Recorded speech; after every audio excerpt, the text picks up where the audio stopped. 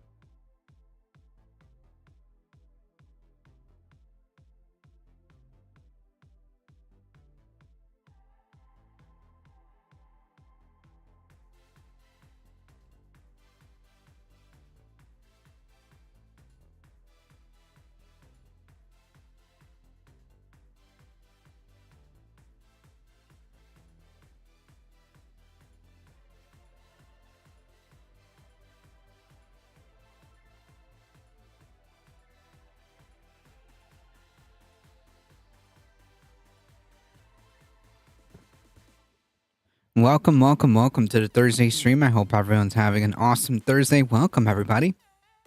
Do I have everything on? All right, good. Sorry about that, folks. Welcome. Whew. All right. Today is going to be a short stream. I do have a few things to do right after stream, because apparently there is a potential storm coming. So I gotta make a little last minute preparations. Welcome everybody, Derry Bennett, Michael Hassler. How's it going, everybody? Also, real quick, I think Wednesday the 10th, Wednesday, January 10th, I believe there's not going to be a stream. So I'll post another update on that on the on the Discord, which incidentally you should join if you haven't done so already. At the end of the month, there will be another movie. Still trying to decide on what we're gonna do. Yes, that's right. Like the stream, follow on the YouTube, or subscribe on the YouTube. I see a few of you have already hit that like button. Thank you.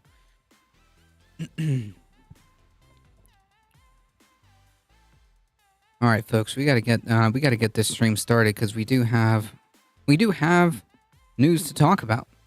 So the show continues, even if it's a short one. Okay.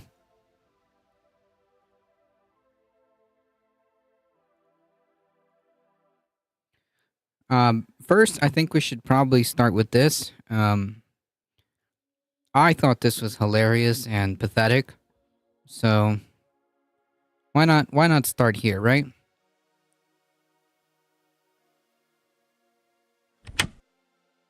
Step away from the screen, go outside, get some fresh air. 13-year-old Willis Gibson made history, being the first person ever to officially beat the original Nintendo version of Tetris, reaching the game's kill screen. And of course, an anchor at Sky News could not wait to belittle the 13-year-old for playing Tetris. So, I'm going to get to that clip. First, I want to give you, or show you, the clip here of Willis Gibson, the 13-year-old, doing the thing that no one else has done in the history of the original Nintendo version of Tetris. 35 years of Tetris. This kid is the first person to achieve this. Oh my god! Oh my god!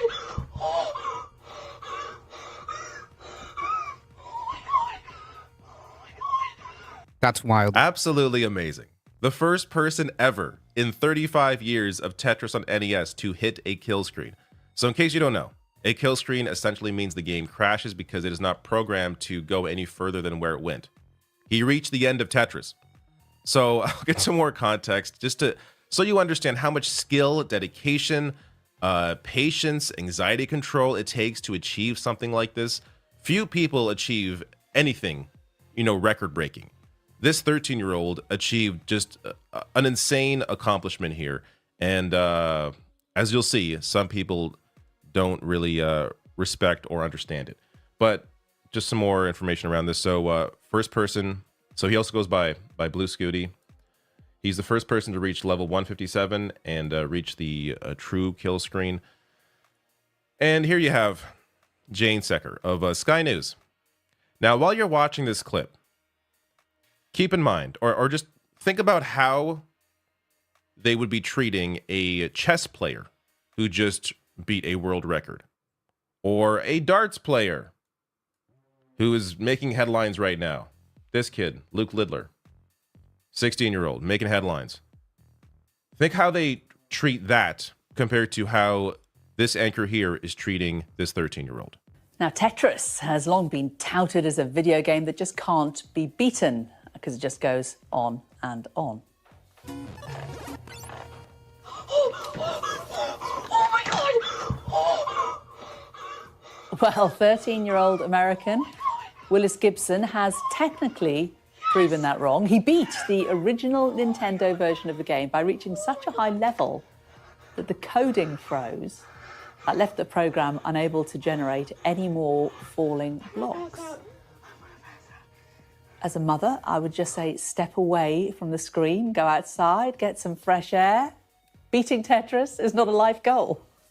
Speaking of fresh air, let's get a look at the weather. So, first of all, you know, if she hadn't noticed, he's 13, dude. Okay? Second of all, literally no one has been able to do this in 35 years. Why is she so big mad that a 13-year-old is enjoying, trying to, and eventually succeeding in beating this video game?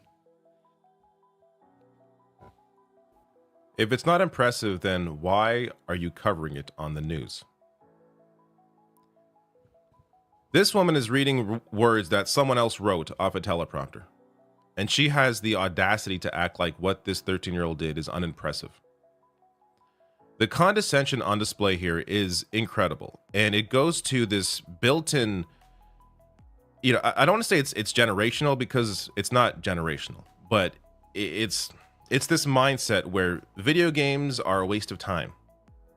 But you know, being a fantastic player of chess or darts or any sport, that's perfectly okay. That's acceptable.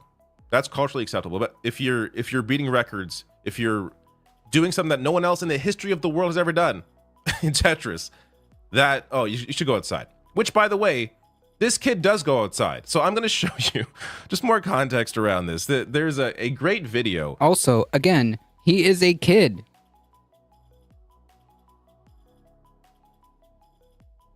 He is 13 years old. Jesus Christ. Welcome to Simon Lock. I watch Tetris tournaments on here. Sometimes that's an impressive feat. Yeah, that's literally like no one's ever done this. And this lady is like pretending like, oh, you know, it's just video games or whatever.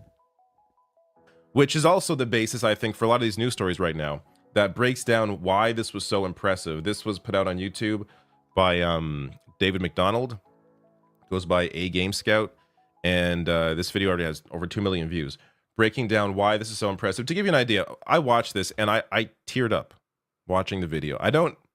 Not many things make me tear up, but this made me tear up just because of the dedication it takes, the time it takes. So let me give you kind of a quick breakdown. AP summarizes that YouTube video to give you an idea of why this was so impressive. So Willis did this on December 21st, triggered the kill screen at level 157. Dave McDonald, as the YouTuber I just showed you, says they, quote, they were just stuck in the 20s and 30s in terms of the levels because they didn't know techniques to get any further. Level 29 posed an especially tough roadblock because the blocks began falling more quickly than the in-game controller could respond. So if you've played Tetris, the blocks fall, when you're playing, they fall quicker and quicker and quicker. Level 29 is the end of the speed, so it doesn't speed up past level 29, but there was sort of an assumption by the creators of Tetris on NES that was the furthest anyone would get. But they found a way to get further, and there is a way to get further, and they did that by discovering new techniques in order to play the game and progress past level 29. So in 2011, one got to level 30 using a technique called hyper tapping, in which a player could rhythmically vibrate their fingers to move the game controller faster than the game's built-in speed. Again, going to technique, going to dedication. The next big thing came in 2020 when a gamer combined a multi-finger technique called rolling. Yeah, rolling. This helped one player reach level 95 in 2022.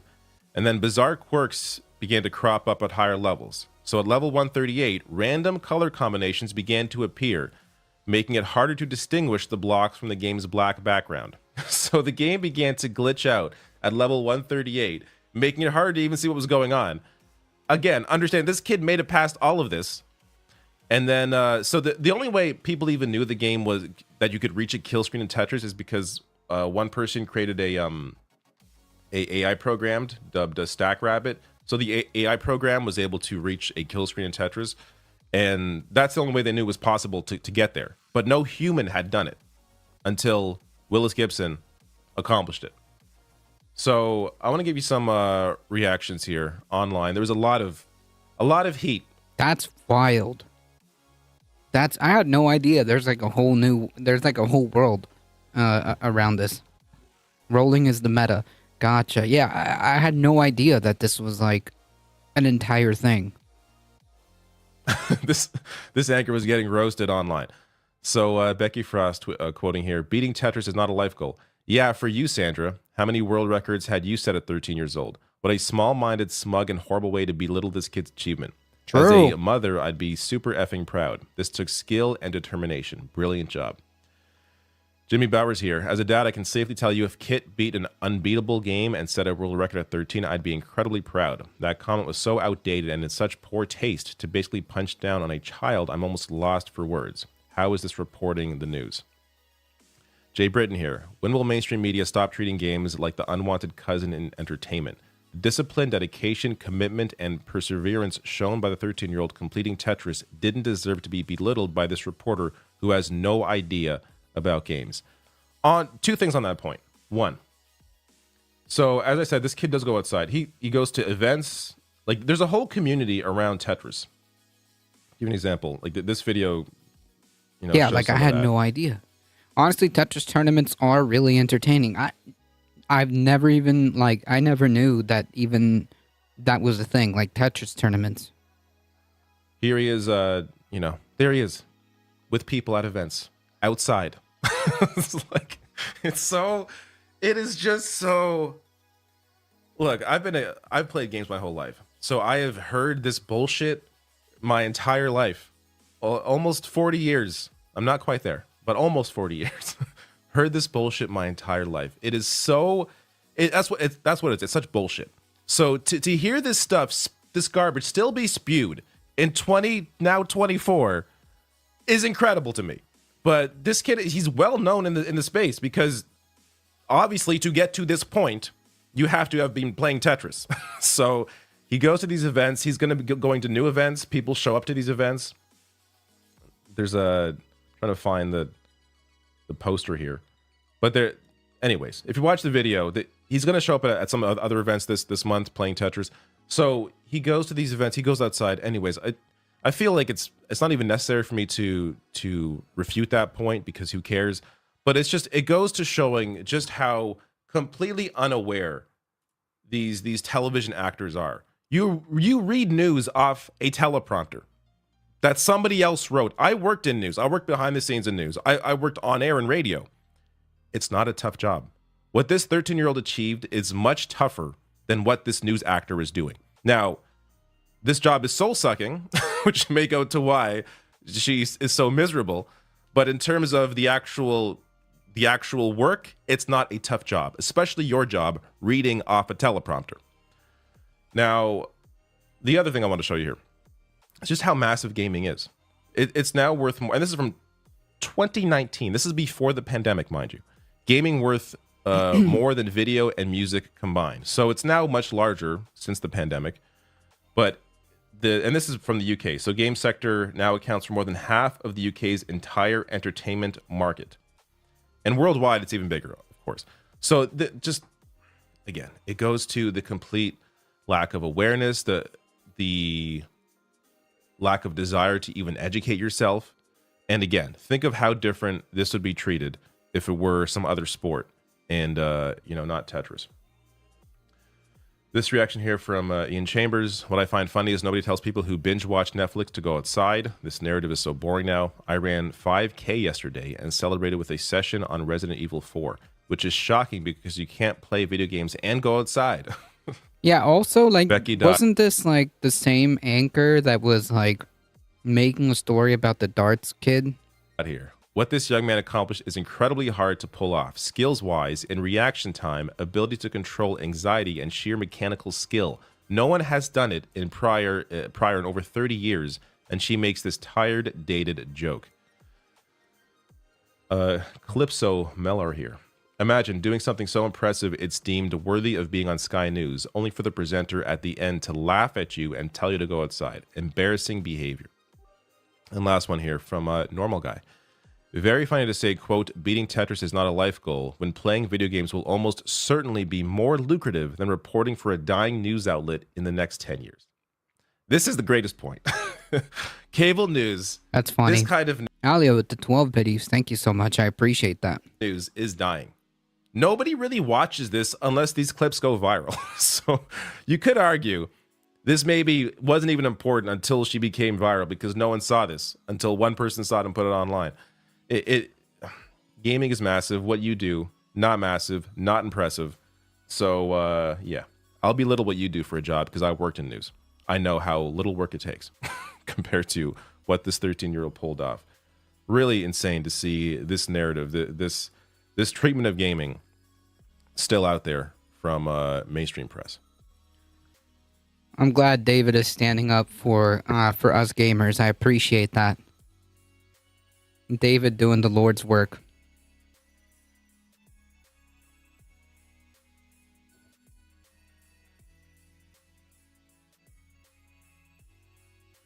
Afternoon, welcome.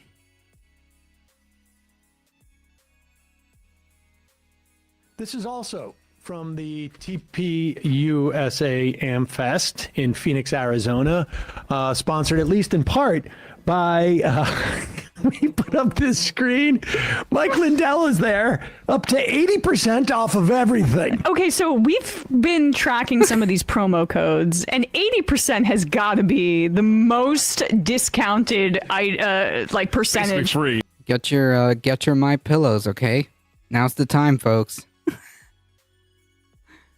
Yeah, I mean, he's desperate to get those pillows off the shelves. Mike Lindell is in fire sale mode at this point. I think he's still looking at that Dominion lawsuit, and I guess the free legal advice he was getting from Rudy Giuliani has not been paying off. Apparently. Rudy's like, I need you to pay now because I'm in the hole for 148 mil. Yeah, he's Mike Lindell is now questioning his slander, the advice he's gotten from Rudy Giuliani.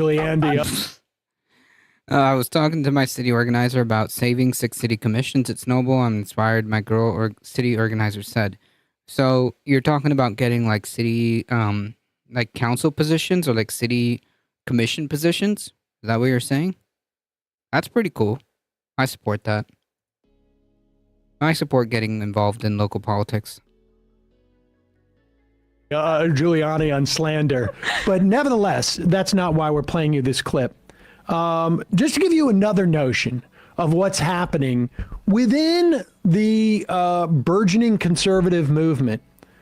You know, we've talked about the agenda that was involved in the overturn of Roe v. Wade, the agenda that's involved in preventing or forcing women to carry pregnancies to term, the agenda that's involved in controlling the sexuality of women is all part and parcel of a larger agenda of the conservative movement to dictate and to maintain a patriarchy, one which has a real problem with gay people. And here is, we've heard this from other, conservative voices, and you're going to hear more and more of it as time goes on. Here's Allie Stuckey. She's a conservative commentator. I don't know where she comments. She has like a podcast. There she go. Called Relatable. Relatable? She is, well, listen to her. This is something you can hear just by listening to Daily Wire on a regular basis, too. Number 2, are you ready? Children deserve a mom and a dad. Children are entitled to this. Now, conservatives, we're told, are not supposed to care about Obergefell anymore. The decision that redefined marriage, it did not have the power to redefine it because only God can define it because he created it in Genesis 1. But Obergefell attempted to redefine marriage legally. This is another fundamental issue on which the now pause it. Just here is the sort of fundamental problem with what she's saying. I mean, aside from it being offensive and bigoted and whatnot. God created marriage. Let me just stipulate that that for the sake of whatever she's saying. God does not issue marriage licenses. The state does that. civil society does that. God can create whatever God wants to create. But in terms of legal rights within the context of a civil society, that is offered by the state. Correct. The state provides marriage licenses. If God wants to marry people through God's religious people, they can do that all day long. But if they're not married under the laws of the state, they will not have the privileges that we give as a state to married people. Which we do. 1,000+ different rights, ranging from visitation rights at hospitals to easier times in probate when someone dies and without a will, to tax benefits. I mean, on and on and on. But the whole point of these theocrats is that God's law trumps civil society.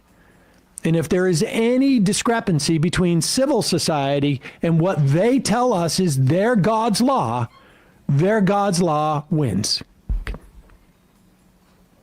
Right, because the point is to bring about a theocratic authoritarian state. That's it. But Obergefell attempted to redefine marriage legally.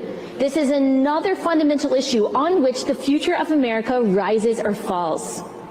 When it comes to the And again, this isn't like, fringe beliefs. This is like the standard conservative belief. This isn't like some fringe section of conservatives. This is like the base line of their politics on this issue.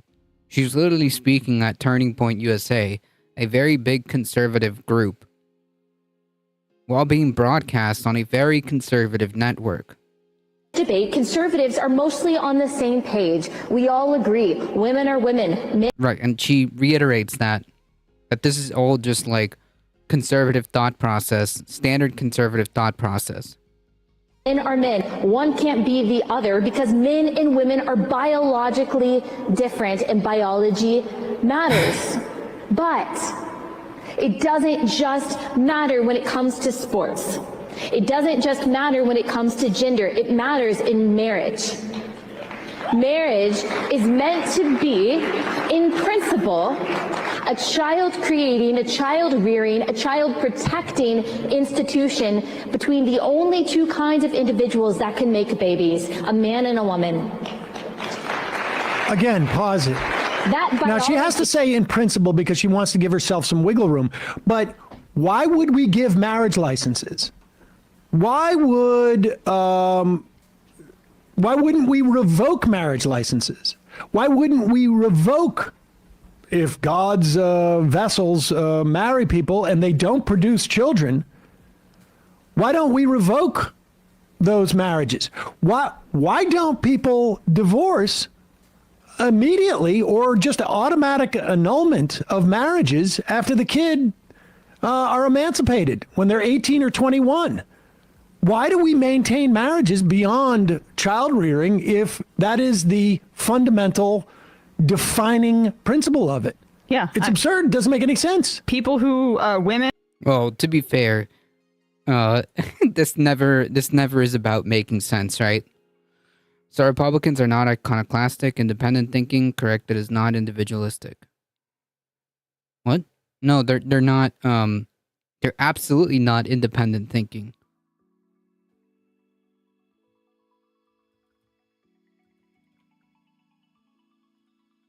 Not at all.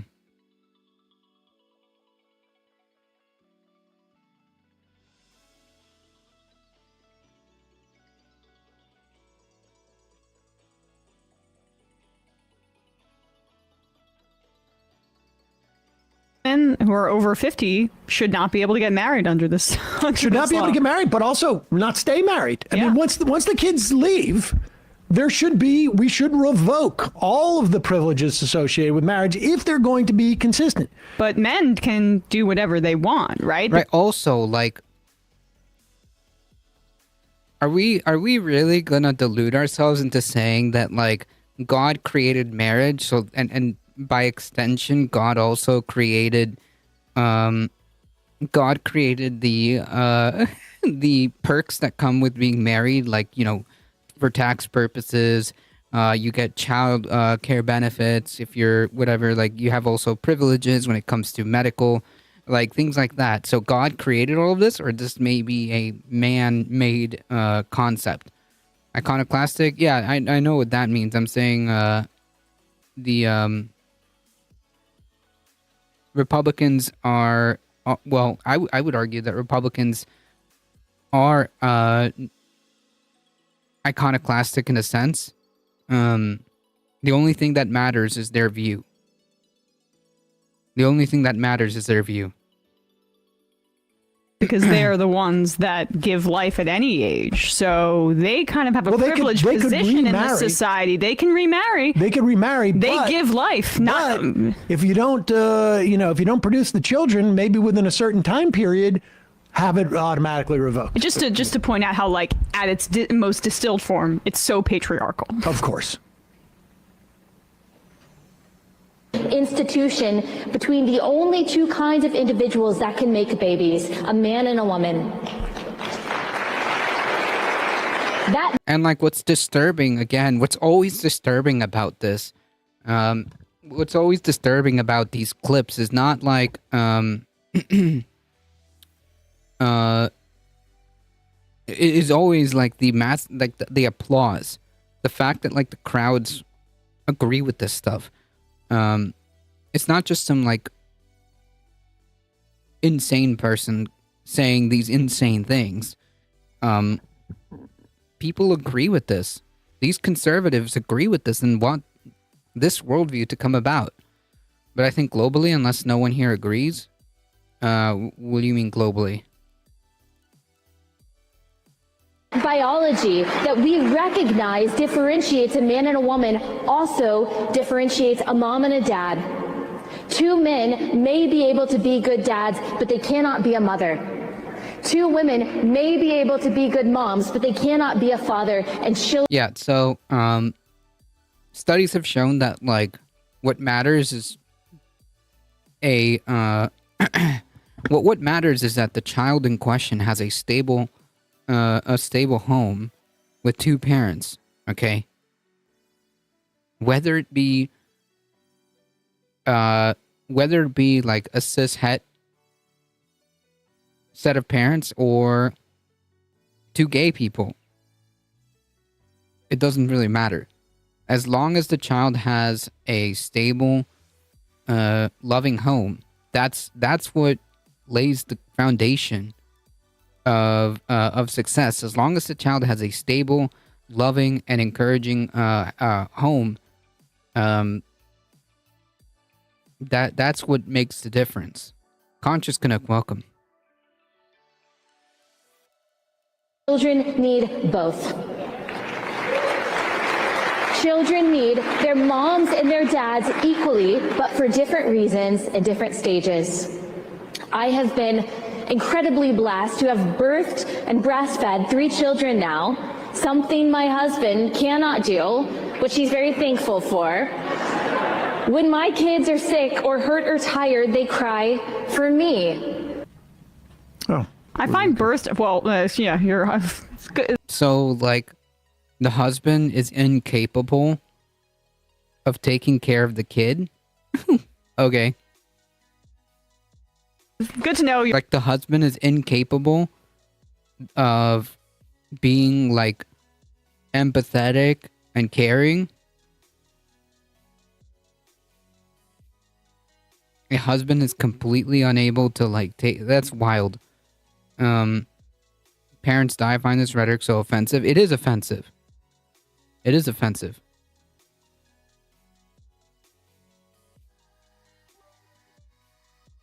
Who's the zero-sum, low information, zero empathy, questionably sentient speaker?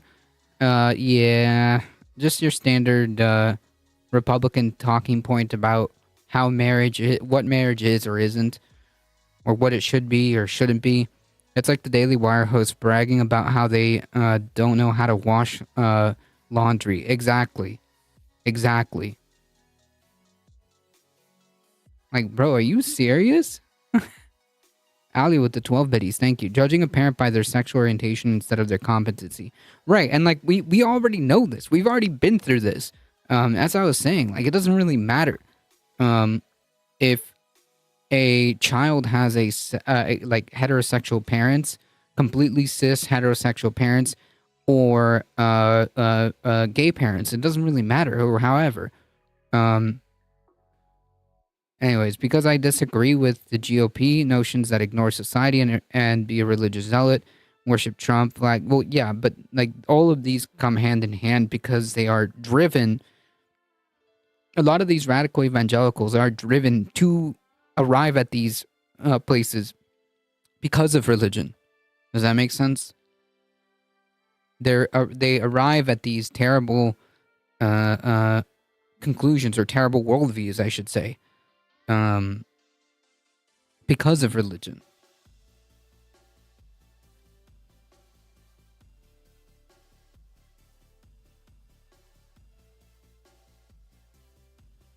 Your husband doesn't have as that great of a relationship with your kids, whatever.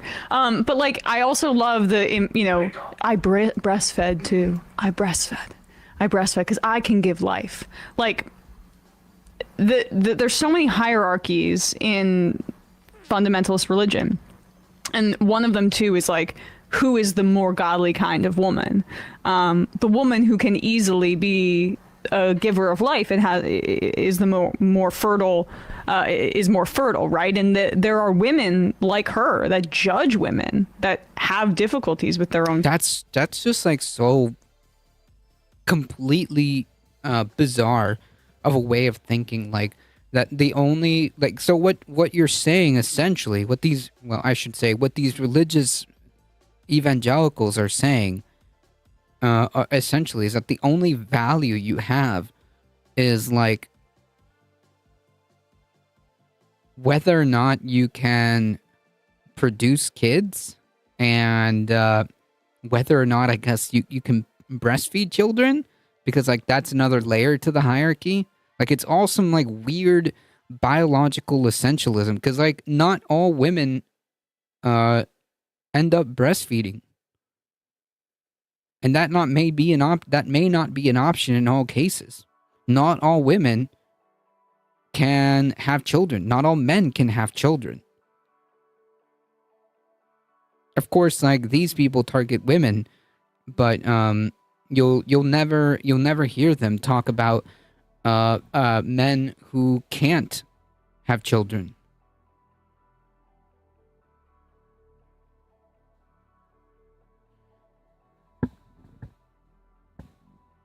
And also, like, if you're gonna go like seriously down this route of like this biological essentialism, like this idea, but it just doesn't even make sense, because like this idea that like you strictly just need like two parents and it has to be a mom and dad, that's a relatively new concept, by the way. It's completely invented in modern times. It used to be that and it is, the most optimal way is that you have an entire, as the saying goes, it takes a village, right? Because you had back then an entire, and in different societies, even, just not, here, you have a large support structure where it's not just the two parents.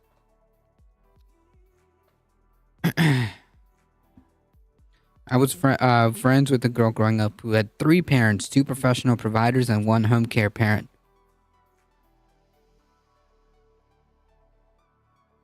That's against the Lord, okay? Pregnancies. And so, like, when we talk about abortion in this country, and the case of Kate Cox, right, who in Texas was seeking an abortion. I believe she must have gotten it out of the state at this point, because the pregnancy was non-viable, and if the pregnancy continued, she could be hampered from having children in the future. They don't really see any problem with that, because that is God essentially saying, you must have done something wrong in your role as a woman on this planet, under God. Just so wild to me. Like, that's how people legitimately think. Families are different now since the 70s, and thank God. Well, even before then, families were different. Like, the idea and the concept of, like, the family structure is completely different as time goes on. Like I said, they're you know, the norm was that the entire village would help raise children.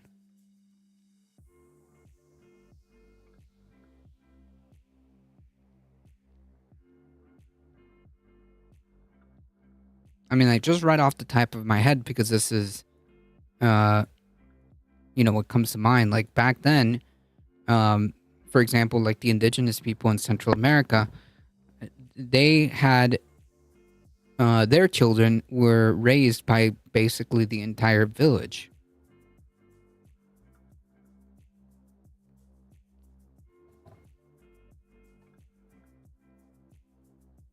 Not be able to birth children in the natural godly way. And it's the same thing with all other exceptions for the life of the mother when it comes to the debate about abortion.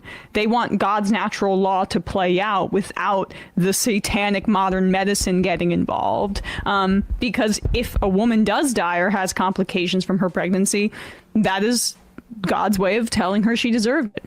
These are the same people that will, like, use glasses, take medicines, so on and so forth.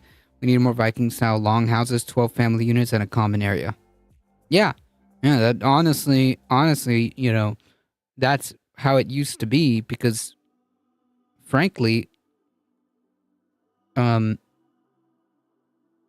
it's incredibly hard to raise a child. It's incredibly hard. It's incredibly hard to raise a child between two people. It's incredibly hard to raise a child between two full-time working adults. It's incredibly hard to raise a child. Like, I'm just adding layers to this because this is the reality of, like, people here.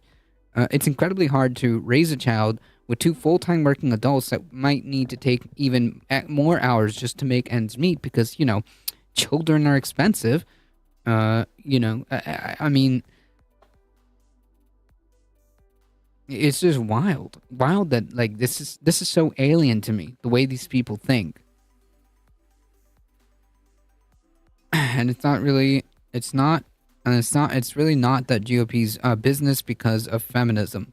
Well, I mean, yeah, but also it's not the GOP's business because it's nobody's business except the people involved making these decisions, right? Making the decisions from whether or not they want children, all the way up until how, you know, they want to structure their family units.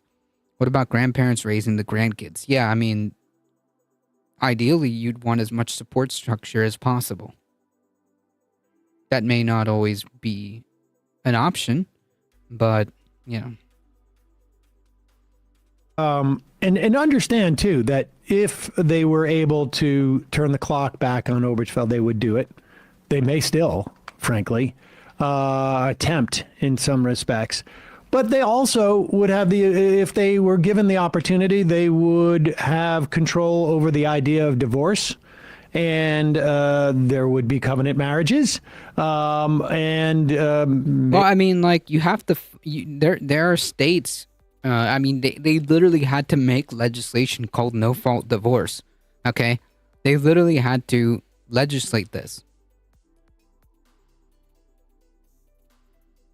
Maybe, I mean, if that logic is to hold, there should be forced annulment of marriages when the children have been raised so that the man can go and squire some other offspring as God intended. I mean, that's basically where you're left. That is their vision for America, maybe the world. But, you know, first they have to you know, turn America into a full-on theocracy before they start to. Although, yeah, I suppose you could do it, you know, simultaneously. We have the empire. Now we just need the theocracy. But just quickly, because you mentioned trans people, we said this before on the program that going after trans people was not gonna be where they stopped. Of course not. They felt that they lost after Obergefell. They took a little bit of a hibernation, and now the anti-trans panic is a wedge to reopen the debate about gay marriage being legal in this country.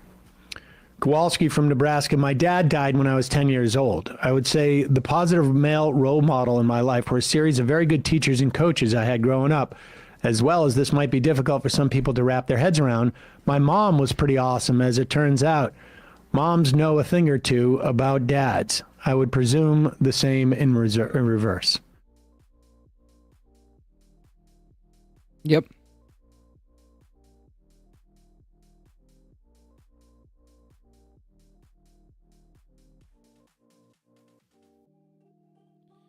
Well, Mitt Romney and Glenn Beck are Mormon. Is that legal families? They don't mention it. Well, I think it is legal for them, right?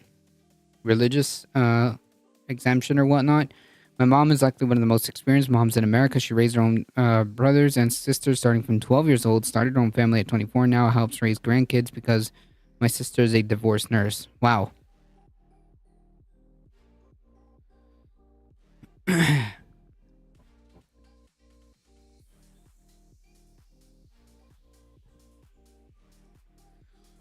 Imagine, like, having that life, you know,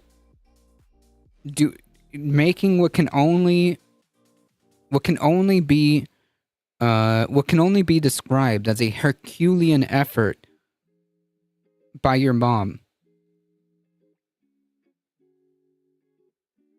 A Herculean effort by your mom to shoulder the family on her to shoulder the family by herself, essentially, and only to be told by these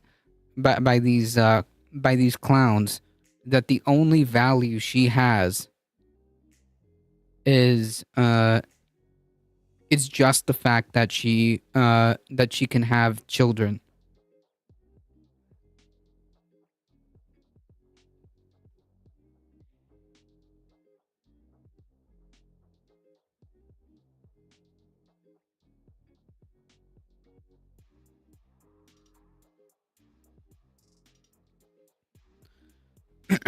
She also had 2 careers and now works part-time at the senior center once per week at 72. Wow.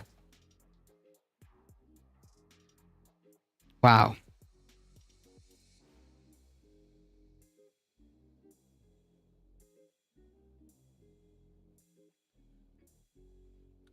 If I had my soundboard, I would be playing the clapping backing track.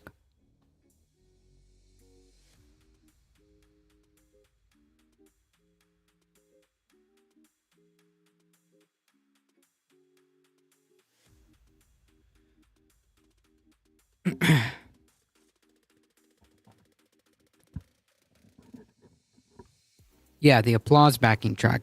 That's what I meant.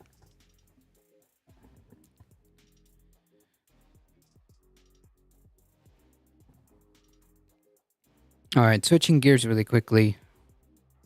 First campaign ad has dropped. Biden's first campaign ad of the year focuses the threats to U.S. democracy, time for release on the anniversary of the January 6th insurrection at the Capitol. In the ad, which we'll see in a second, Biden says that preserving American democracy has been the central issue of its presidency. But here's a question. Hey, here's a question. Like, listen, I know that, like, the primaries are, like, a separate, like, thing, but, like, it's really hard to buy the argument that, like, at least it doesn't feel as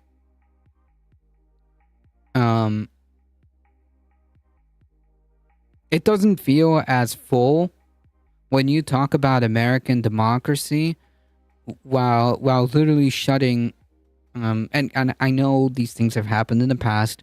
It doesn't make them right. How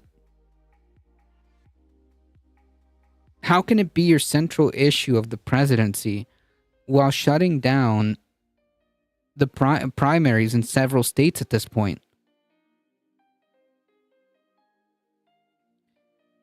The sad part is I love her to death, but I can't stand being around for too long because our personalities are too similar. As footage, nonetheless, what a Herculean effort on her part. As footage of political violence and rioting shows on the screen, the president knows that there is an extremist movement that does not share the basic belief in our democracy. Fair point. However, if that is the case, and here's like a separate tangent that I'll go down. If it is the case that also you are concerned about the way conservatives have basically arrived at these fascist positions, because at this point, like, the GOP is a fascist party. There's no doubt about it at this point.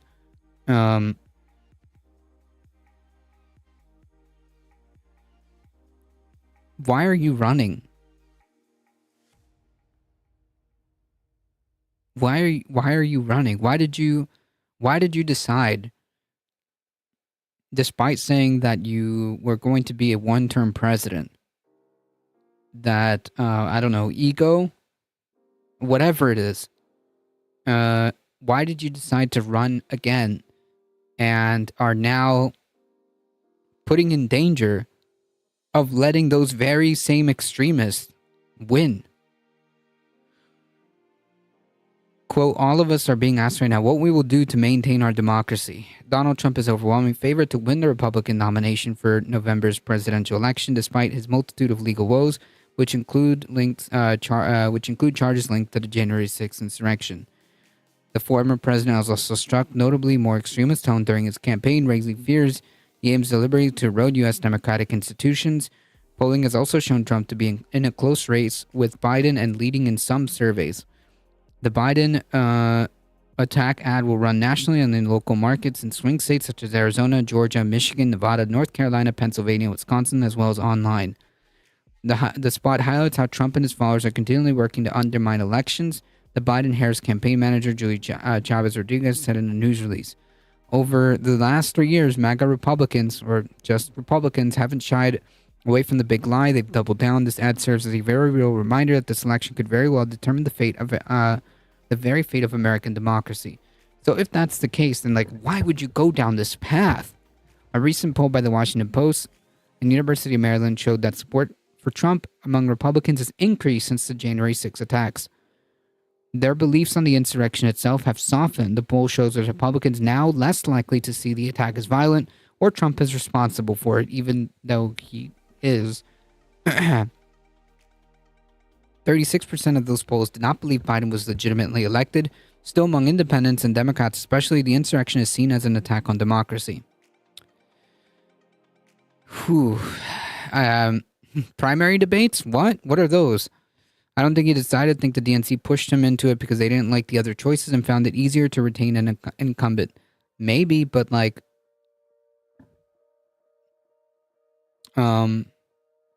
maybe, but still...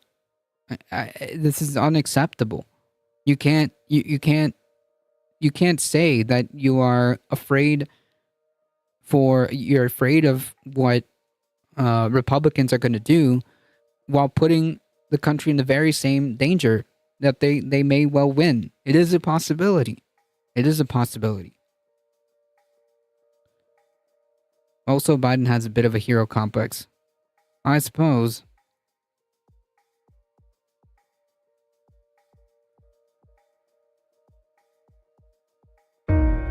I've made the preservation of American democracy the central issue of my presidency. I believe in free and fair elections and the right to vote fairly and have your vote counted. Yeah, here's a problem. How does that message ring with your base? Because at the end of the day, fundamentally what this is about is getting people to vote for you. And that means your base needs to come out. How does that message fall? How does that message fall when you're literally canceling, well, not you personally, I have no idea, but the Democratic Party, is stopping or canceling the primaries in multiple states, not just Florida.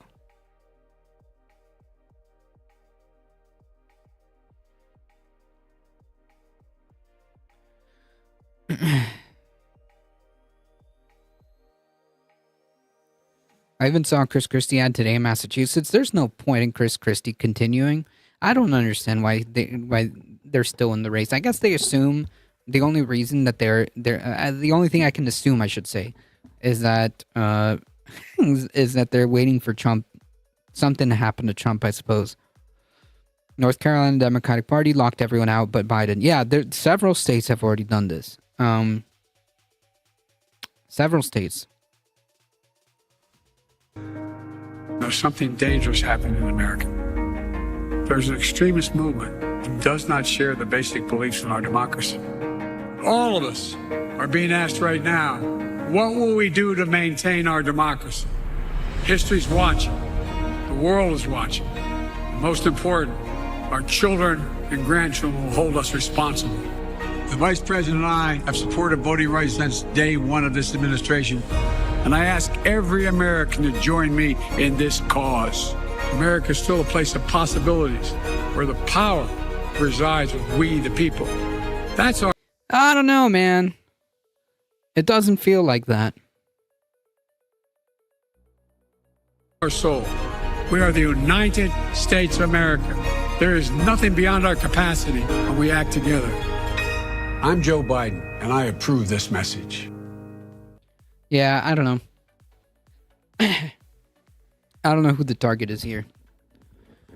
What democracy? Yeah, I genuinely don't know who the target is here.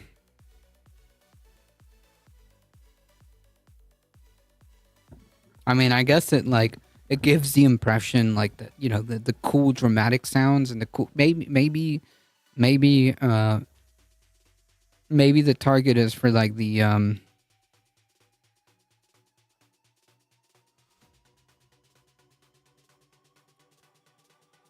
rad libs, I guess.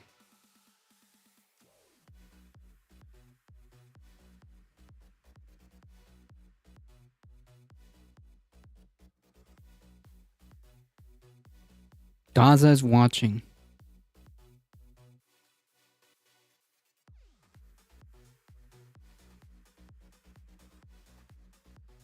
I don't know.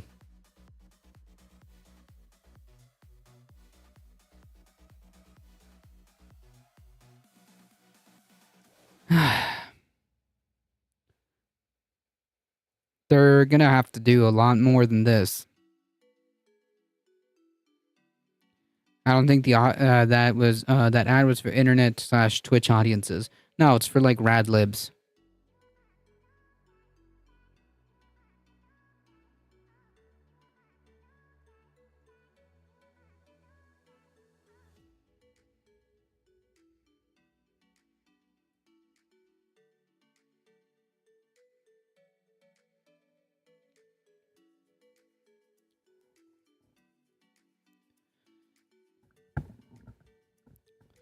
State government buildings face bomb threats for a second consecutive day. Yep. This is some kind of like I wouldn't be surprised. Hey, come back. I wouldn't be surprised if this ends up being related. If not the same people, the same group of people.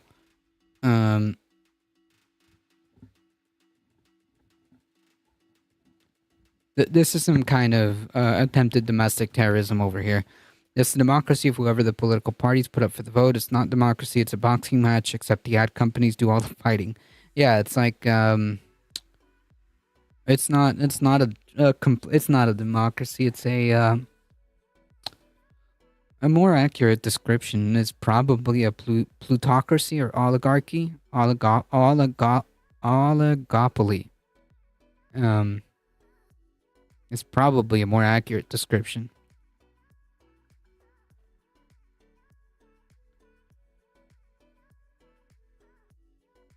No, I think, well, I mean, it is a pseudo-oligopoly. It's a state of limited competition in which market is shared by a small number of producers or sellers. I mean, yeah, fundamentally, like that's how things are run here. This idea that there's like a ton of like brands and a ton of competition is an illusion.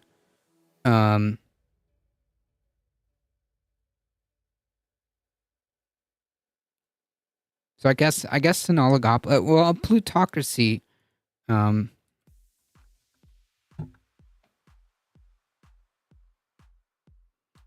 I guess a plutocracy kind of encapsulates all of this. A plutocracy is a government or country or society that's governed by wealthy ruling class elites. So yeah, I mean that seems to fit.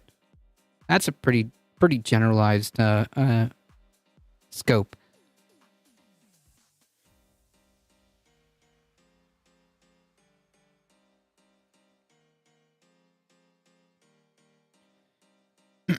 Government buildings across the South received bombed. Whoa! Stop giving me this other article. Okay. Government buildings across the South received bomb threats on Thursday, today, the second consecutive day that such warnings prompted serious security measures at government facilities. In Mississippi, multiple bomb threats at various locations across the state prompted officials to take precautionary efforts and put in place standard emergency procedures, the State Department of Public Safety wrote on Twitter. The agency said that the bomb teams have been deployed to locations throughout the state. Department spokesperson Bailey Martin said the agency was working with the state and federal officials in investigating these threats. Tyree Jones, the sheriff of Hinds County, which includes the state capital in Jackson, wrote on Twitter that several local and state courthouses have received threats and have been evacuated.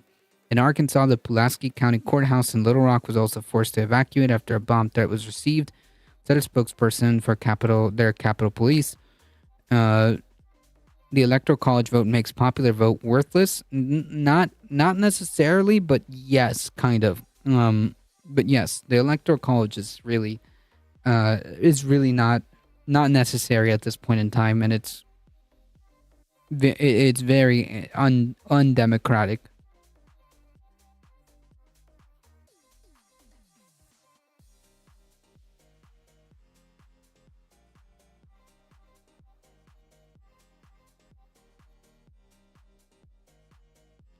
Because it's not exactly totally worthless. It's not that the Electoral College makes the popular vote completely worthless, but it does it does hurt the concept of a democratic system, because it goes completely against what a democratic system would ask for. Because why would you need an entire extra why would you need an entire extra institution when literally no other like elections have this kind of, or need this kind of system? That is what makes popular vote undemocratic. No, it's the Electoral College is undemocratic by definition. It diminishes the popular vote, and it adds a roadblock.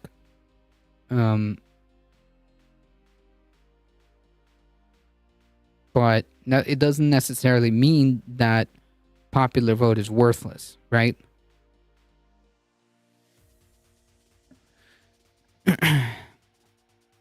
Local media reports in Florida, Massachusetts, and Maine indicated that similar threats have prompted the evacuation of state and local government buildings in those states. That included a state courthouse in Daytona, the 5th District Court of Appeal, as well as town and county government offices in Nantucket County in Massachusetts, and several courthouses in Portland, Maine area. Law enforcement officials in Florida, Massachusetts, and Maine didn't immediately respond to questions. The fresh wave of threats comes one day after at least 8 Capitol complexes, including one in Mississippi and Arkansas, were forced to evacuate following bomb threats. In a statement, the FBI said it was aware of numerous hoax bomb threats sent to various government buildings and other facilities, but had no information to indicate a specific and credible threat. The agency added that it would continue to work with our law enforcement partners to gather, share, and act upon threat information as it comes to our attention. Federal officials have warned that public servants at all levels of governments have faced a huge surge in threats in recent years. maybe in recent 3 years. In September, Attorney General Merrick Garland testified that government workers seen an astounding number of threats. In addition, several government officials have faced just in the last month an uptick. Last month, what happened? Remind me. It's just at the tip of my tongue. Remind me. An uptick in swatting events where when someone makes a false report of a crime, swatting. The electoral college was put in place so someone like Trump could never be president, supposedly, but that never happens, right? I mean, so that was the excuse. But the funny thing is, if the electoral college was not in place, he would not be president. So yeah, it's the irony. So it kind of smells like whatever the original idea of it was just sounded like BS or completely woefully miscalculated as to how that works, instead of just trusting a more democratic process, which is just letting people choose. But anyways, Marjorie Taylor Greene said she was a victim of a swatting incident in her home in Georgia on Christmas Day, while Senator Scott said his home in Naples was swatted a few days later. Maine Secretary of State Shanna Bellows was the target of swatting call on December 30th after ruling that President Trump was constitutionally ineligible to appear on the ballot. Yeah, this is obviously like domestic terrorism, and I'm willing to bet money that this was definitely a right-wing domestic terrorist. Okay.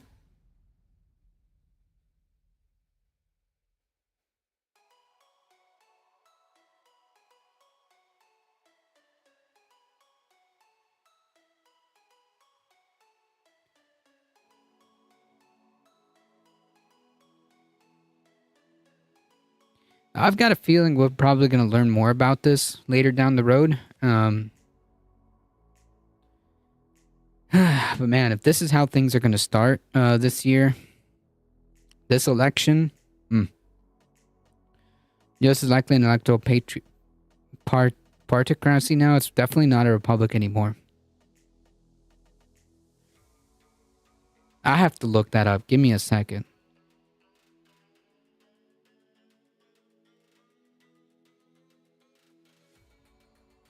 Oh, actually, this makes sense. Patrocracy, known as partitocracy, okay, I'm not even going to pretend I know how to pronounce this.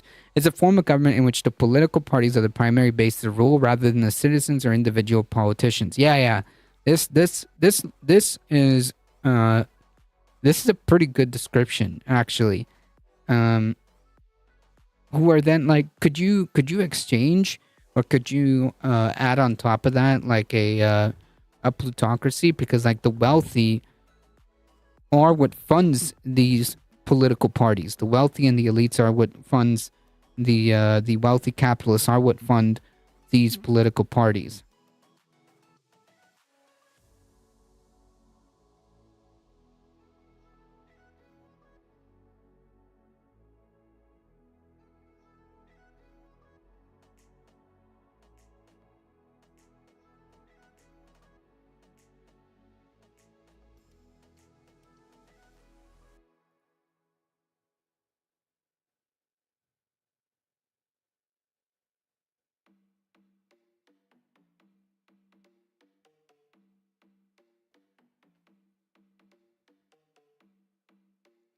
And plutocracy, the wealthy are the government, so maybe. Yeah, but like, technically, you know, I might be wrong, because like, technically, the wealthy aren't the government.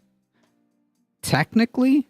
Although, I mean, like, for all intents and purposes, they are, because they're the ones that buy the parties. They're the ones that are funding both parties here, and are essentially encouraged in this effective feedback loop. You know, the wealthy basically ensure that this maintains its partocracy status, but they themselves aren't essentially the government, even though they basically control a lot of the aspects of government by default or by definition, because they're the ones that are funding the parties.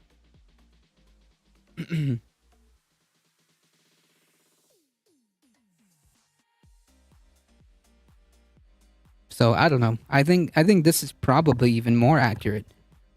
Partocracy.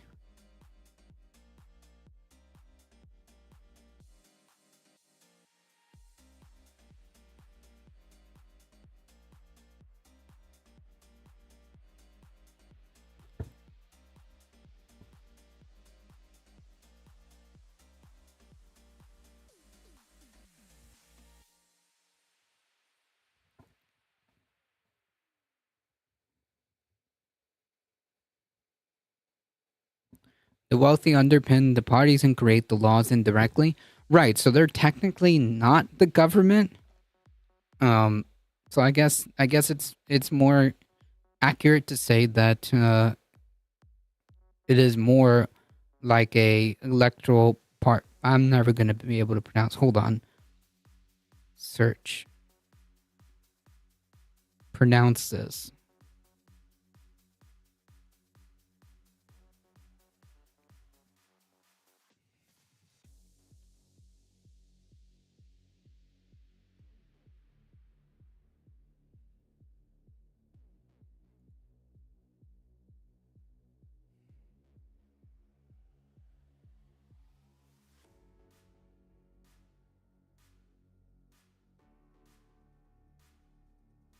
Cast? No. Well.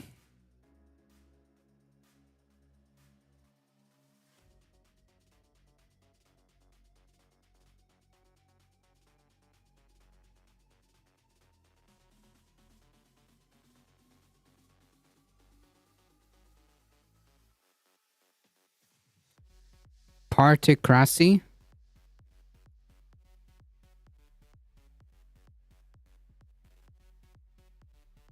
A partocracy.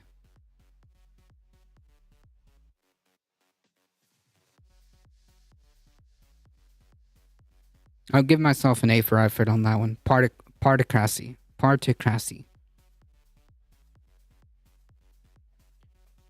Alright, A for effort. January 6th, Proud Boy defendant who led law enforcement on manhunt sentenced to 10 years in prison. Yep. Another one bites the dust. A member of the far-right domestic terrorist group, the Proud Boys, was convicted on charges that include assaulting police during the January 6th insurrection and later cut off his ankle monitor in an attempt to flee from law enforcement.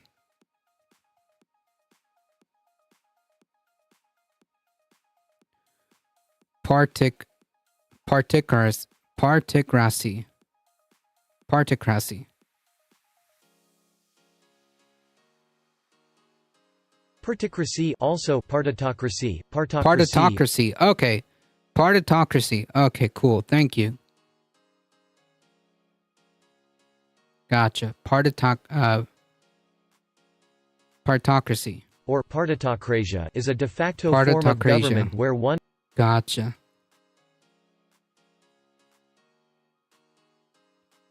Are there any Proud Boys left? Oh, yeah, there's still a thing. There's still a thing. Hey, Heat, how's it going? I'm a proud little boy. Was sentenced to 10 years in prison to date. Domestic terrorist from Florida was convicted of 7 counts at a bench trial last year after prosecutors alleged he sprayed law enforcement. Well, it's not alleged if he was convicted, right? Like, we could drop that pretext. He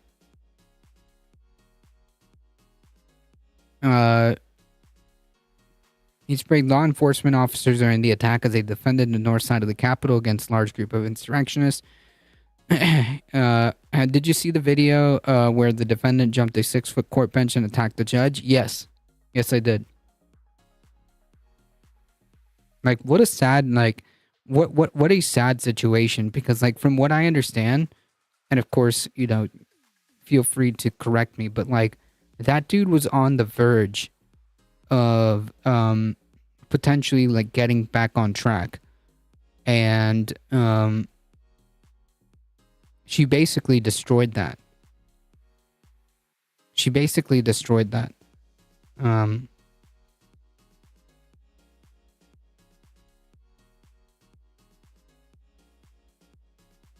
Because she wouldn't grant him probation.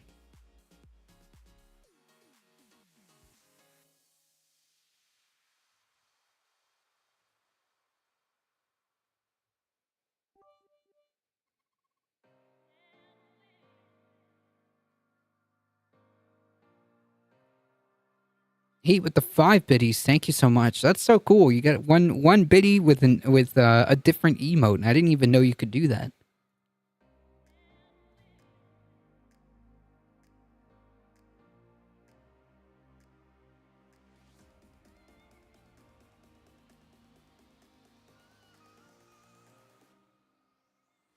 It took an extra 6 seconds. But worth it, though. Moments after the defendant in a felony battery case tried to convince a judge that he was turning his violent past around and didn't need to be locked up. Oh, these ads. His sentencing went sideways. He leapt over a defense table and landing on top of her, sparking a bloody brawl with court officials and attorneys. The violence scene on Wednesday was captured by a courtroom.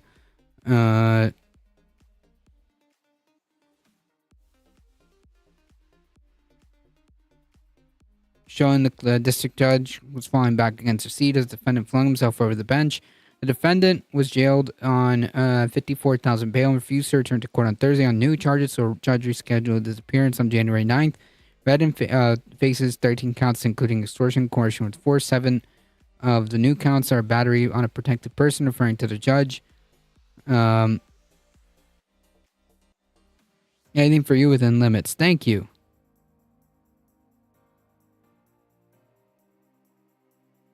The Mayor McCheese. Look at that. Just dropping a bunch of biddies. Thank you so much. The Mayor McCheese with 1, 3, 7.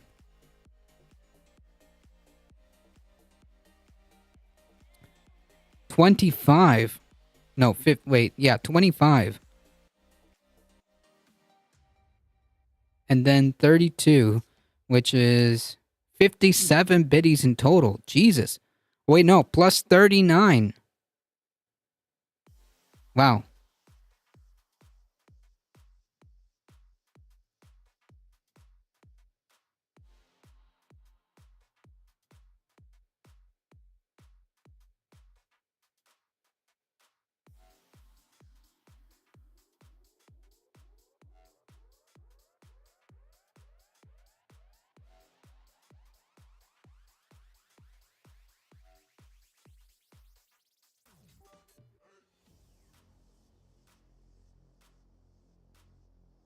$96 to make plus 4, 100, I imagine. Thank you so much.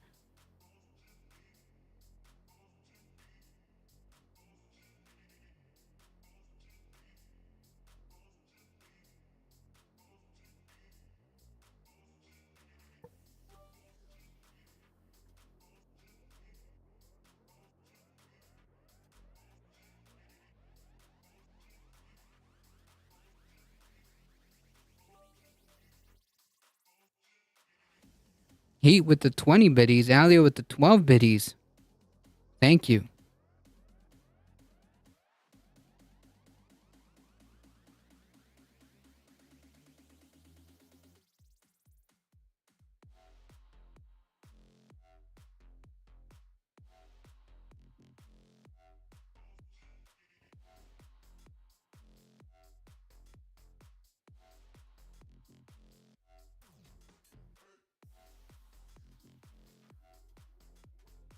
I give every day the biddies. True.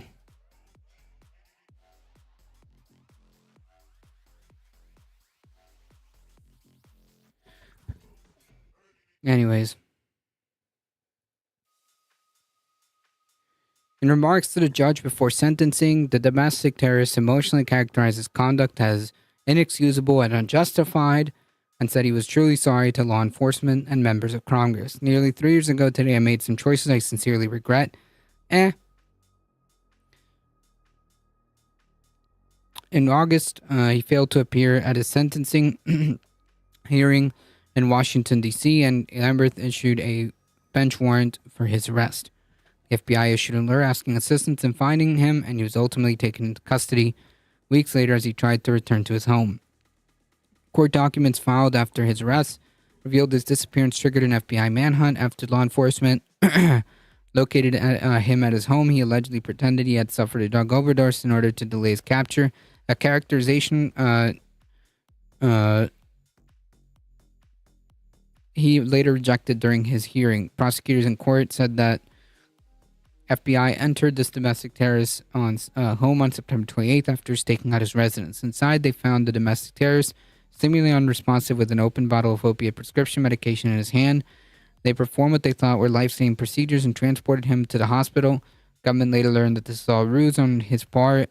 Prosecutors said he pretended to have a medical emergency as a delay tactic to stall the government's investigation. Before his disappearance, the Justice Department asked the judge to send him to prison for 14 years. Newer court records urged the judge to increase the prison time to account for his fleeing. He triggered a manhunt and enormous waste of government resources. The FBI and the U.S. Attorney's Office spent 6 weeks tracking him, obtaining multiple warrants, many subpoenas, and other legal processes, all while sending leads throughout the country, from New York to South Carolina to Texas to California to Oregon, to track down tips about his location. Prosecutors said Thursday that he had a history of being dishonest with officials since his arrest and actively deceived law enforcement. In court, he told Lamberth about his medical history, which includes a rare form of lymphoma that he said requires continued treatment. He said he fled last year upon learning he could spend many years in prison and attempted several times to take his own life. He said he freaked out when he returned to his home and heard police demanding he exit the residence, contending he took the bottle of pills in a moment of panic. The case attracted attention in 2021 after he held the warden of Washington, D.C. jail in civil contempt. After Lamberth held the warden of Washington, D.C. jail in civil contempt after he complained that he was not getting proper care for an injury while he was in custody. His attorneys also argued that he was not receiving adequate treatment for his non-Hodgkin's lymphoma. D.C. jail officials were held in contempt after they failed to provide the judge with the medical documentation that he requested. Lamberth released him to home confined as his case was further litigated. In court Thursday, the judge said he thought some good things came out of the process, like holding D.C. jail officials accountable. He himself credited the judge with saving his life by intervening, and Lamberth acknowledged his serious medical history and said it was part of the reason he didn't sentence him to more prison time. His defense attorney had argued for a lighter sentence of 30 months in home detention, citing his health condition. William Shipley, his attorney, asked the judge for leniency, arguing the seconds it took to pull the trigger of the spray at police should not result in severe sentence. Had he not pressed the trigger on that pepper spray, would he even be charged? Well, you know what? Actions have consequences, as they say, right?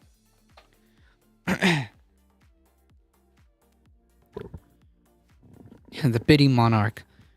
Lamberth, however, took issue with some of Worrell's testimony at trial and characterization of the charges against him as those of political prisoners, rejecting the defense contention that he came armed with the spray for self-defense reasons and not to attack police, but yet he did. Shipley also told the judge that his disappearance wasn't intended to show disrespect for the court, but instead stemmed from his fears. Yeah, fears of, consequences. Coward.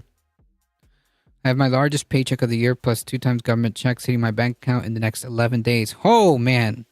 Nice. Nice. He revealed Thursday that he had told friends on a monitored line that he faked a drug overdose because he was embarrassed. Please forgive me and have mercy on me, said this domestic terrorist. Lambert said he would urge officials to assign him to a federal medical facility instead of prison so he'll be able to receive appropriate treatment for his conditions.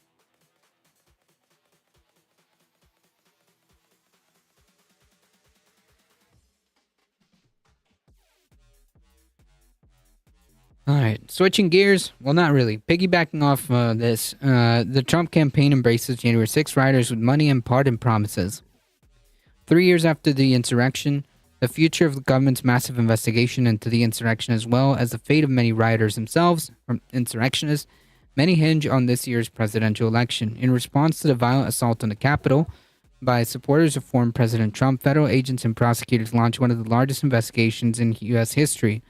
FBI Director Christopher Wray, a Republican appointed by Trump, called the attack an act of domestic terrorism. So basically, like, if this is true, like, if Trump's offering or putting on the table, like, honestly, I wouldn't believe him because, you know, Trump doesn't really care about any of these people.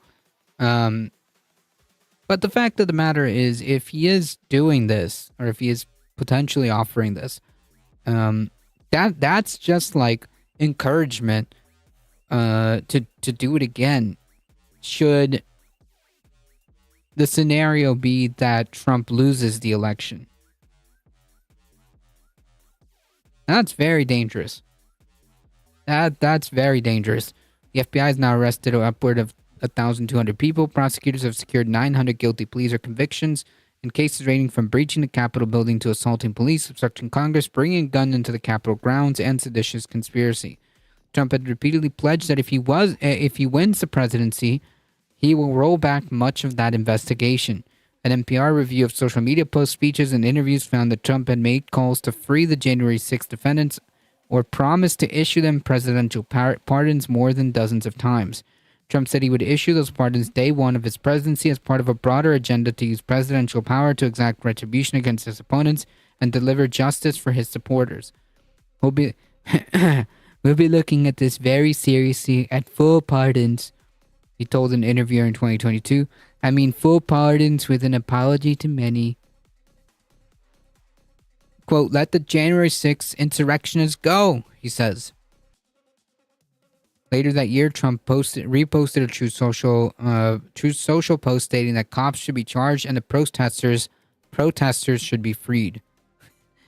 Wow. In the immediate term, a pardon for January 6 defendants would free them from prison as well as other court-ordered supervision, and it would end ongoing prosecutions. The pardon could also allow hundreds of defendants convicted of felonies to legally own guns again.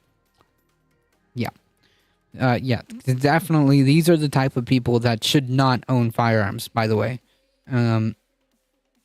These are the exact type of people who should not own firearms. Some judges in the January 6th case have imposed sentences that include requirements to seek mental health care and restrictions on viewing, quote, extremist media. A full pardon would lift those requirements as well. Trump would have wide latitude to issue pardons. Scholars have called the presidential power a near blank check, unrestrained by other branches of government. Legally, there's not much that Congress or the courts can do to stop the president from granting clemency. Presidents since George Washington have granted clemency to groups of people in volatile situations, Crouch said, noting, for example, the mass pardon of Confederate rebels for treason after the Civil War. As president, Trump would also have the power to instruct his... Oh, yeah, it's a perfect... That's a perfect parallel. As President, Trump would also have the power to instruct his Attorney General to cease all January 6 investigations. January 6 defendants and their families have celebrated Trump's promises. Experts on extremism, though, fear that Trump's agenda, will embolden extremists and encourage political violence. It's exactly, that's exactly what I said. Police officers who were assaulted in the insurrection say they continue to receive violent threats from Trump supporters, underscoring the ongoing threat. And President Biden has condemned Trump's plan. Quote, you can't support law enforcement and call the mob that attacked the police on January 6th in the Capitol Patriots, Biden said in an event in 2022. Biden is set to give a speech on Saturday in Valley Forge to mark the anniversary of the January 6th insurrection, and his campaign says it will focus on Trump's threat to freedom and democracy. Though Trump is facing 4 criminal prosecutions, including 2 indictments related to his efforts to overturn the presidential election, polls have consistently shown that the former president maintains a substantial lead in the Republican presidential primary. He has pled not guilty to all charges. The Trump campaign didn't respond to any requests for comment. Federal prosecutors say they want to use Trump's support for the January 6 rioters against him in court. There's no shortage of evidence that they could cite. Trump, heading into the 2024 election, has decided to go all in as being the pro-January 6 candidate, said Tom Jocelyn, the counterterrorism expert who served as a senior staff member on the Congressional Select Committee that investigated the January 6 insurrection. He's gone full steam ahead in praising and in his own way endorsing the January 6 insurrectionists and extremists who attacked the Capitol. Trump launched the first rally of 2024 presidential campaign by playing a rendition of Star Spangled Banner sung by January 6 defendants in jail. He frequently refers to that day as beautiful, of course, and says his supporters are facing criminal charges are patriots. Are January 6 patriots. He refers to people in prison on January 6 related charges as, quote, hostages. In his stump speech, he also hosted fundraisers for a controversial nonprofit group that financially supports the January 6 defendants, and campaign finance records showed that his political action committee donated $10,000 to the group. So, like, funding domestic terrorism, essentially. I mean, like, what else is that except directly funding domestic terrorism?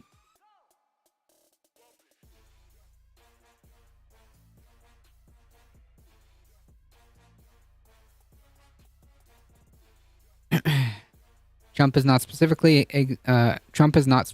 specified exactly whom he would pardon and for what crimes. I'm inclined to pardon many of them, he said in 2023. I can't say for every single one because a couple of them probably they got out of control. At other times, Trump has suggested releasing all defendants. In the days immediately after the Capitol insurrection, when he was still president, Trump floated the idea of a blanket pardon for everyone involved in the events of January 6, according to testimony provided by congressional investigators.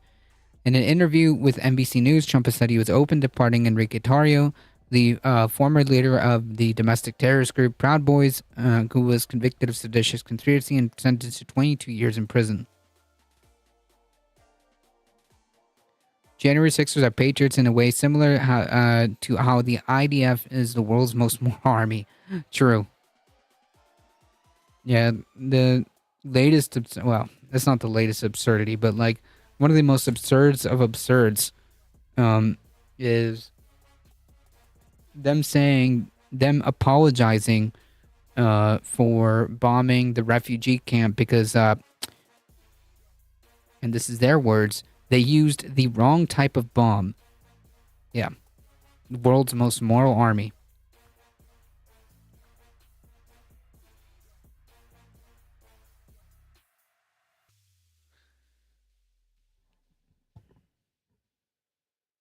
Brought to you by the U.S., by the way. In an interview with NBC News, Trump said he was opening to pardoning. Oh, yeah, the domestic terrorists. Gotcha. I'd certainly look at it. Trump said, and look at all the other people that have suffered the January 6th insurrectionists. These are all the examples.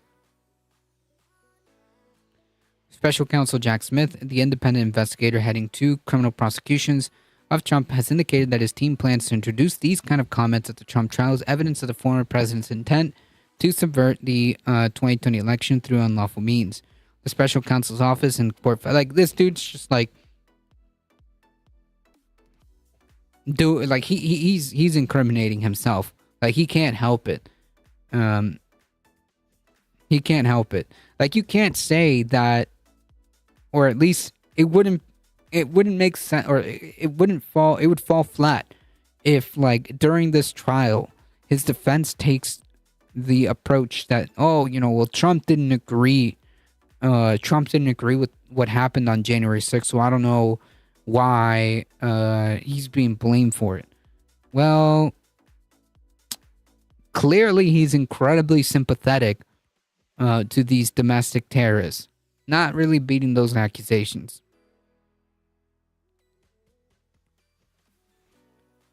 The special counsel's office in their court filings, they're showing that they are tracking Trump's comments about the January 6th insurrectionists, including the Proud Boys and others, said Jocelyn, who was the principal author of the January 6th Select Committee report. And they're saying this shows his intent all along was to have the rioters or the insurrectionists do what they did. Smith wants to show that the president is supportive of the violence that took place on January 6th, which, yeah, I mean, it's pretty obvious, even during the incident. Alia with another 12 biddies. Wow. Smith wants to show that the president supported the violence that took place on January 6th, said Steven Salzberg, a law professor at George Washington University. There's no guarantee that the U.S. District Judge, Tanya Chutkin, who's overseeing the case, will allow prosecutors to present the evidence to the jury. Introducing Trump's comments as evidence could have a jury worried not so much about what happened on January 6th and the events leading up to it, but what might happen if he's reelected. And that's not what they're supposed to focus on. I have serious doubts on whether the district court will admit any of this evidence. Well, I would argue that it's not about what he's threatening to do if he's reelected. But what this indicates as to his feelings about what happened regarding the case that's ongoing, right? This isn't like to make the judgment on or to focus on the re-election. It's to point the mentality and what he feels about what happened on January 6th.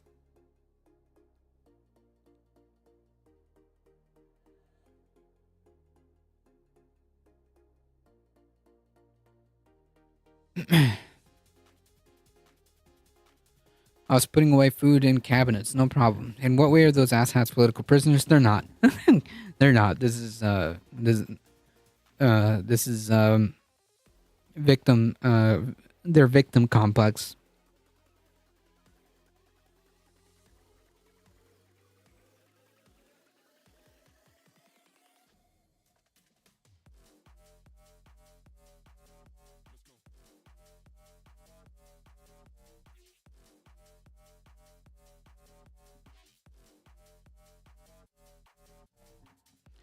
Unless Rhino is the third political party.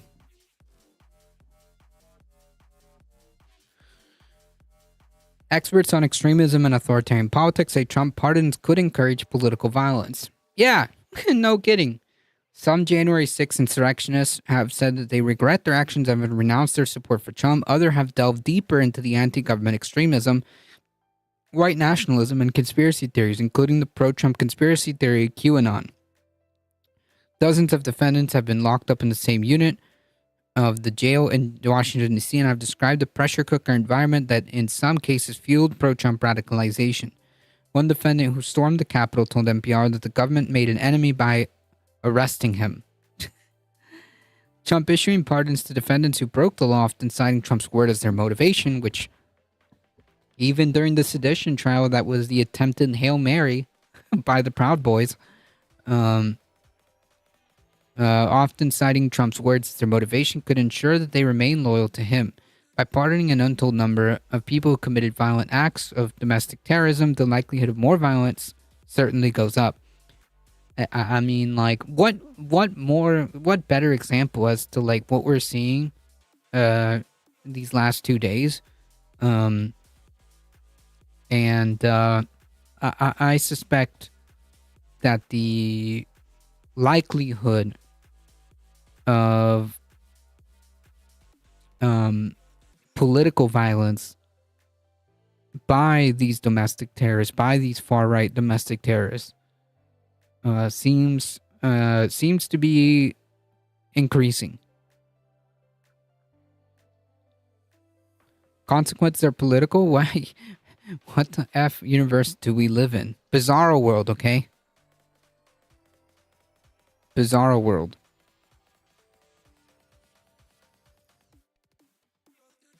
Yeah, locking up these domestic terrorists is a W. I agree. Reading the news about Enrique Tarrio going to jail for 22 years is a huge W.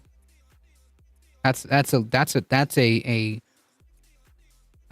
capital W. Going over the story of where that domestic terrorist is now going to jail for 10 years, W. I agree with you.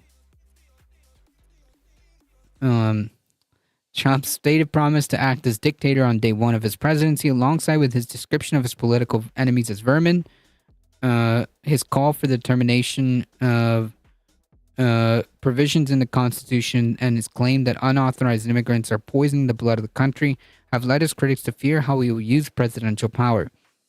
And while the pardon represents an act of mercy by the government, New York University historian Ruth Ben-Ghiat said autocratic leaders have also used pardons to amass power and reward followers who committed violence in the name of their cause. W opinion thing, I just got in here for the first time, so I don't know your perspective in depth, but it sounds good so far. Yeah, it turns out that I'm very against domestic terrorism.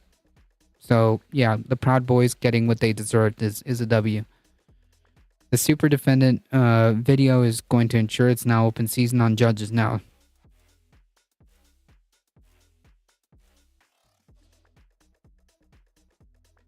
Super defendant?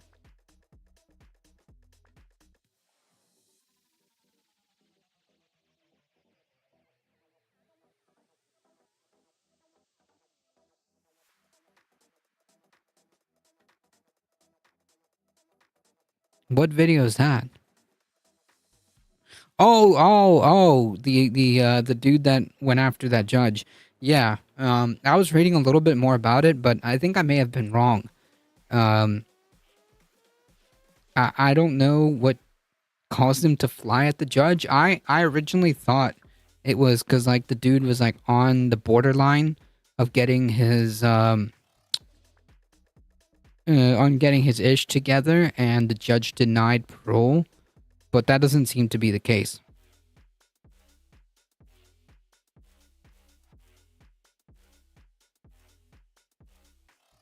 And I'm going to be honest, I don't think that one video is going to ensure it's open season on judges now.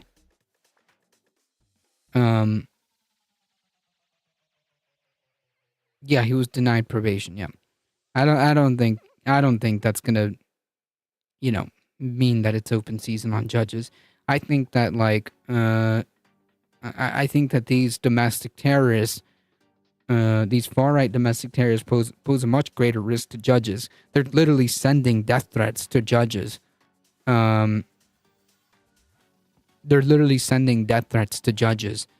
think they've even shown up to certain judges' house in certain occasions. Like these Republican conservative like domestic terrorists. Yeah, these people are way more dangerous than that one dude doing a flying tackle. If anything, Trump being the way he is more cause to believe that there's an open season on judges.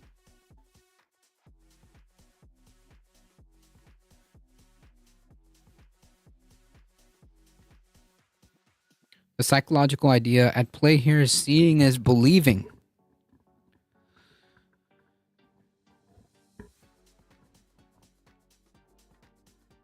Wait, what do you mean? What do you mean, seeing as believing? The judge is apparently in, Oh, some will be inspired to act. Even fools... Oh, okay, I see what you mean. Okay, gotcha. That judge is apparently in charge of... of the Trump ballot in Nevada too. Oh, yeah, if anything, she has a target because it's more of a reason to believe that she has a target on her back because of that than the flying tackle incident.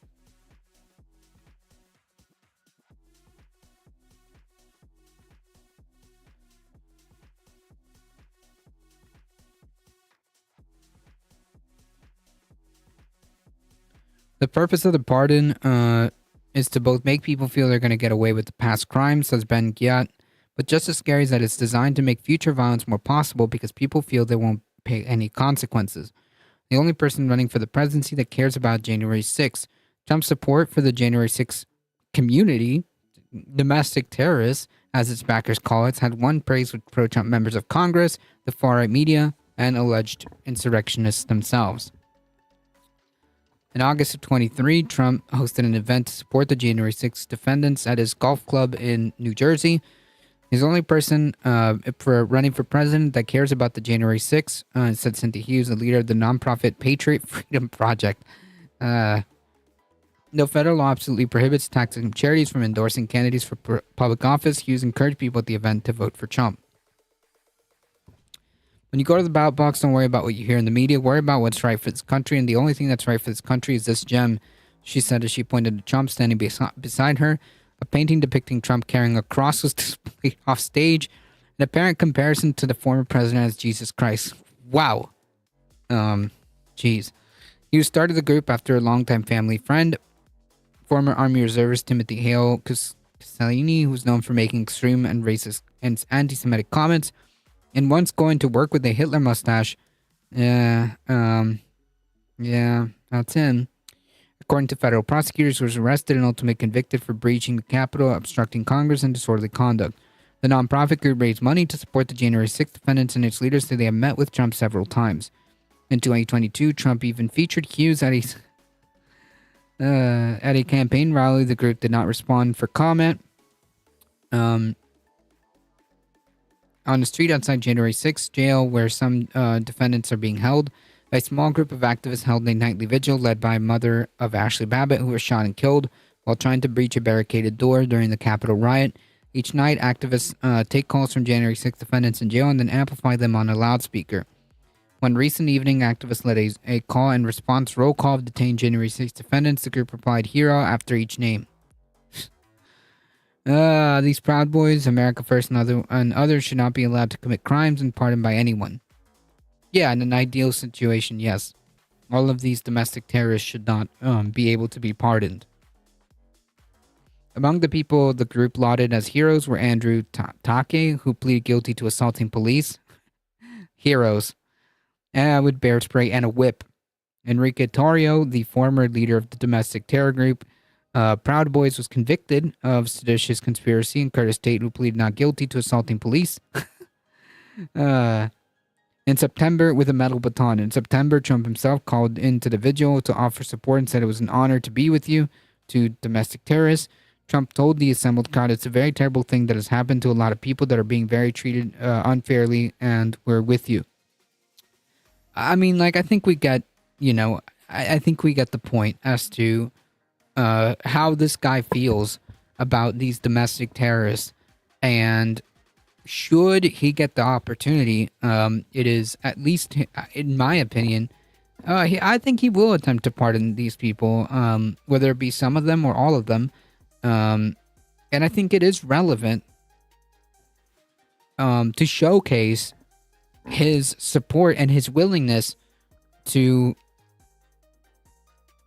pardon their crimes if he is reelected. Not because the jury should be examining or afraid of what will happen because of reelection, but as a way to enter the mind of how this guy feels about these domestic terrorists who committed these acts of terror on January 6th.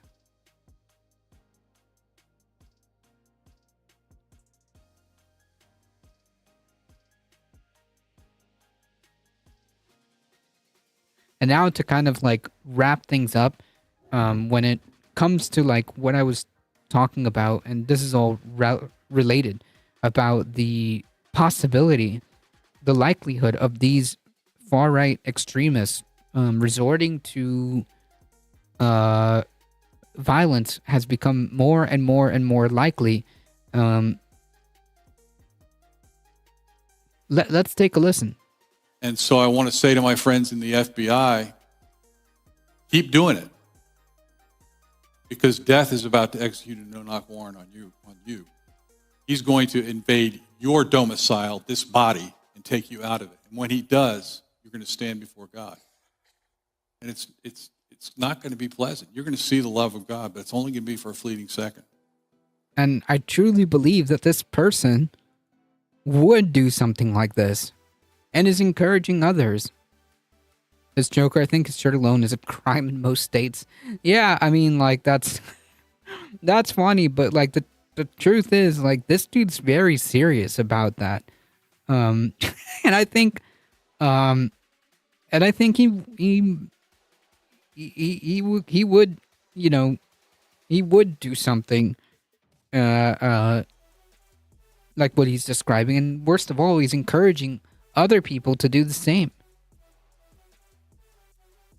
I would also like to point out that these are the same people who are wearing back the blue flags. Promo code ROBE at mypillow.com. True. I just noticed. But if Trump really respected the country, stopped talking and posting for only his ambitions and benefits, the judges should have put a social media ban on Trump. Yeah, but he doesn't respect the country. He's not doing this because he cares about the country, right? He's doing this because he wants power. He's a fascist. He's doing this because he wants power. And these domestic terrorists are a muscle for him. When God's finished with you, he will send you to your eternal destination, eternal hell. Yeah. Yeah, so like, again, just to kind of tie everything together, the point being is that these people are serious, and I think that last time it was by a mere stroke of luck that these people didn't do anything worse. However, I don't put it past them that they would be more willing to do something worse this year. Yeah, just something to pay attention to. I would highly advise you to become more aware. And, hey, never be afraid. If you see something, say something, right?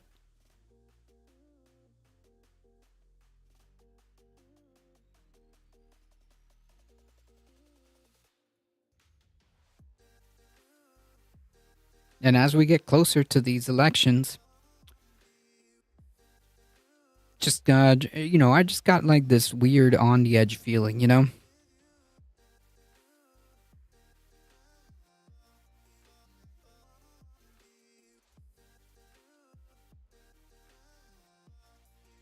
Given these people's past propensity for violence.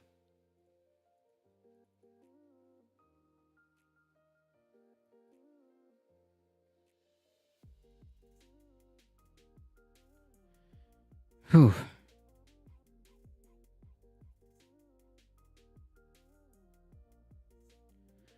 All right, folks, we did it. We got through all the headlines. I want to thank you guys for being here. A quick shout out to everybody who put biddies. Thank you, Alio, Heat, the Mayor McGee's. You guys just kept raining so many biddies I couldn't keep track. Thank you, Heat. Thank you guys for supporting the channel. I appreciate it. You guys are what makes this channel grow. Thank you for the biddies, subscriptions, follows. Two quick shout outs. Thank you to Carpet Packs for hanging out. Please go follow twitch.tv/carpetpacks and twitch.tv/AlioShare. Thank you to Heat and Michael Hassler for keeping the chat chill. I appreciate it. Thank you to everybody for joining. Also, as Heat just put it, please feel free to join the Discord. Feel free to join the Discord. We do monthly movie events at the last Saturday of every month. And you also can just hang out. Yes, the merch store, that's right. If you hit !merch, you get the link to the merch store. You can get some cool stuff if you so need. As always, folks, thank you guys for hanging out. I appreciate it. We'll be back on Monday. Also, Wednesday, there might not be a stream. I'll make a post on that if I can that day. So stay tuned on the Discord. As always, folks, please stay safe. Please take care of each other. I love y'all, and I hope to see you guys in the next one. Monday, 5 p.m. Eastern Time. Spread the word far and wide, folks. See ya.